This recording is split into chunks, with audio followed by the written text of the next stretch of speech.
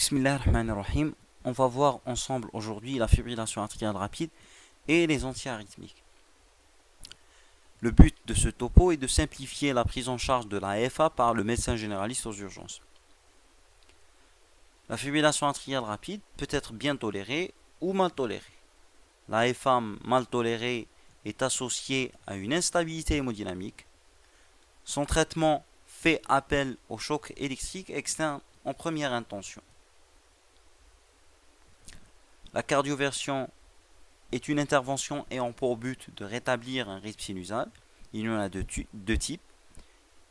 Une cardioversion électrique par choc électrique externe ou une cardioversion pharmacologique, le plus souvent par amiodarone.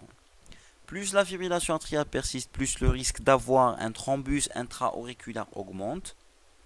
La contraction auriculaire restaurée par la cardioversion peut chasser un éventuel thrombus.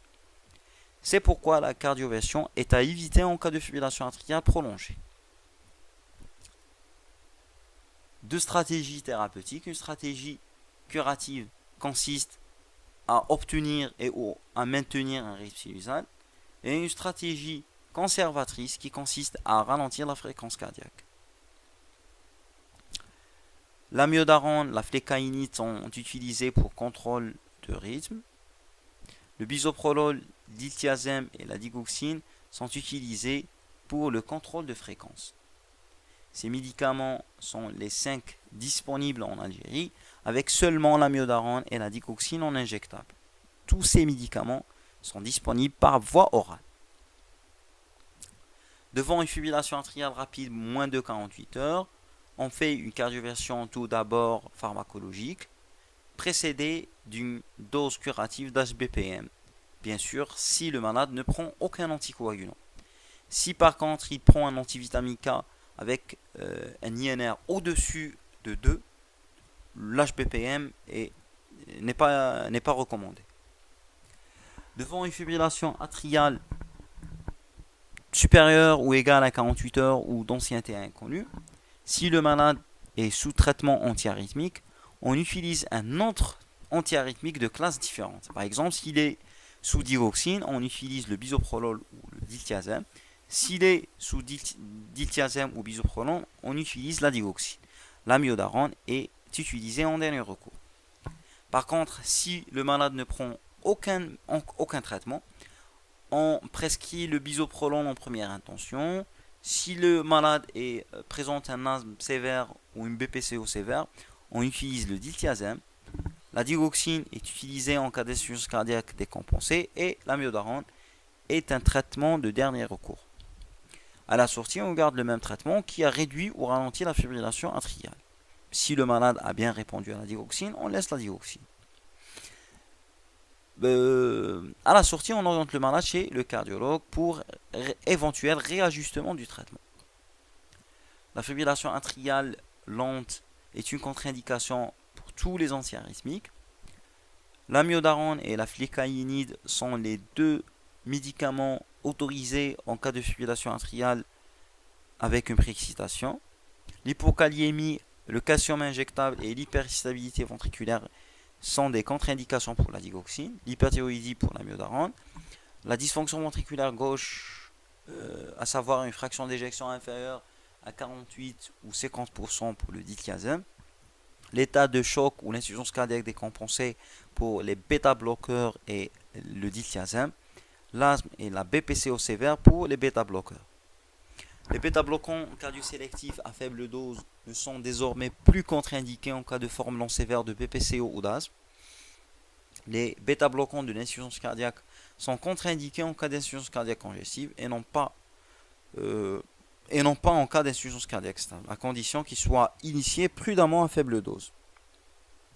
La posologie de l'amiodarone injectable, qui est un traitement d'urgence, est de 5 mg par kilo en 1 heure, en utilisant une voie veineuse de préférence centrale, pour ne pas engendrer un choc suite à la vasoplégie. Puis on fait un relais par 50 mg par heure jusqu'à l'obtention d'un rythme sinusal ou le ralentissement de la fréquence cardiaque sans dépasser 1 g par 24 heures. L'amiodarone oral, qui est un médicament à usage extra-hospitalier, utilisé à la dose de 30 mg par kilo en J1, puis la moitié de la dose en J2, afin d'obtenir un rythme sinusal. Pour maintenir le rythme sinusal, on utilise 3 comprimés par jour le premier mois, 2 comprimés par jour le deuxième mois, puis un comprimé par jour.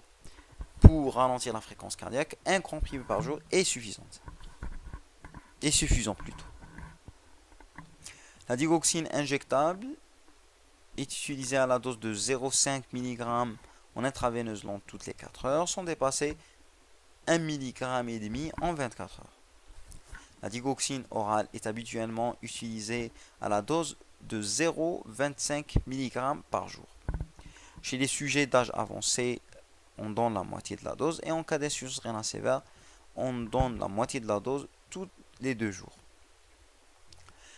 Chez les sujets âgés insuffisants rénaux, on doit prescrire une digoxinémie qui n'est pas disponible en Algérie. Du coup, on ne peut pas utiliser ce médicament chez cette population en Algérie. La digoxine n'a aucun effet en cas d'effort. C'est pour cette raison il garde une bonne indication chez les sujets sédentaires. Ça, je parle en ambulatoire. En cas de fibrillation atriale bien tolérée, rapide, si la durée est inférieure à 48 heures, on fait une cardioversion tout d'abord pharmacologique. En cas d'échec, on passe au choc électrique externe. En cas de fibrillation atriale prolongée ou d'ancienneté inconnue, on fait recours aux antiarythmiques ralentisseurs comme le bisoprolol, le diltiazem ou la digoxine. En cas d'échec de ces médicaments, en cas de contre-indication ou non-disponibilité de ces médicaments, on fait appel à l'amiodarone, bien sûr avec un risque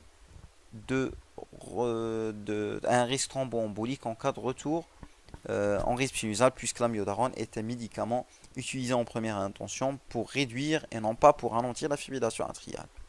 À la sortie, on garde le même traitement qui a réduit ou ralenti la fibrillation atriale. Donc ce qu'il faut retenir, le bisoprolol est le traitement de choix. En cas de décompensation cardiaque, la digoxine est indiquée en première intention. L'amiodarone est utile pour réduire une fibrillation atriale de courte durée ou, en dernier recours, pour ralentir une fibrillation atriale prolongée ou d'ancienneté inconnue avec un risque d'AVC en cas de retour en rythme sinusal. Je vous remercie.